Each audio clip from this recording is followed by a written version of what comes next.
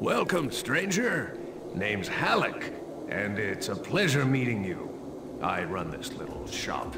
Got enough supplies here to keep you alive and fighting.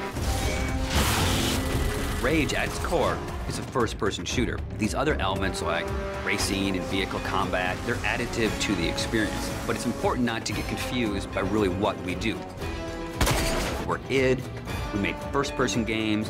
You know, when you pick up the shotgun and you shoot a bad guy, you know what to expect.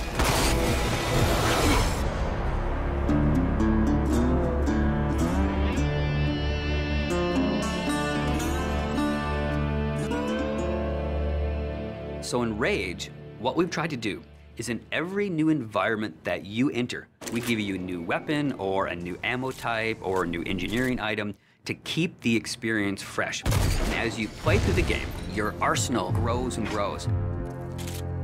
It's a few different elements that really make a weapon good or satisfying. When you hit the fire button, it needs to do something on the other end.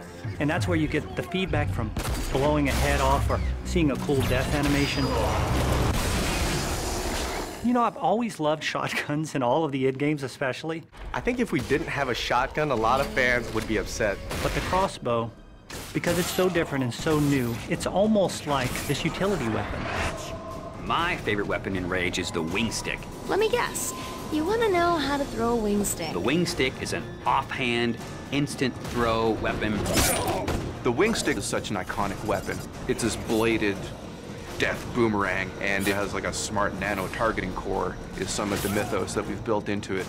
And if you time it right, you can chop the heads off of mutants with it.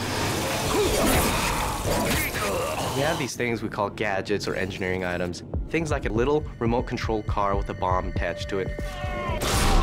Now you're building this little defense turret. If you have the parts and you have the plans to build it, you can build these anywhere in the world. So now you're running around, you're firing, and instead of just tossing a grenade or just throwing the wing stick, you're tossing down a little defense turret. We have other more complex engineering items as you progress through the game, things like sentry bots that are automated robots that shoot all your enemies for you. If you utilize some of the other gadgetry items, you can make it a thinking man's game. But it doesn't stray too far from our core mechanics. It's one button. It all follows the same principle.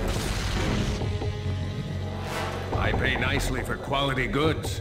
There is an economy, and when people first think about the economy, they think RPG.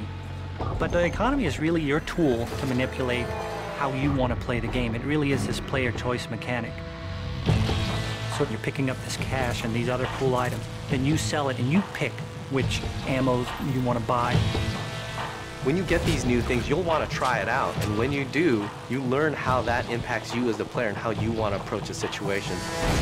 But at every step of the way, we never want the inventory to get in the way. It's there for a reason. It always has a purpose, but we still want to stay true to that kind of action.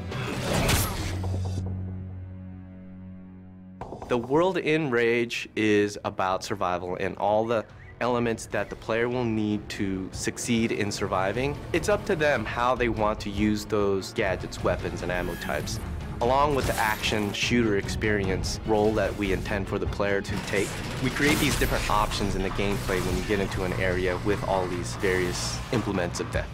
Or, you know, you may not want to have any strategy. You just may want to kick in the door, pull out your big shotgun, and start blasting away at the bad guys.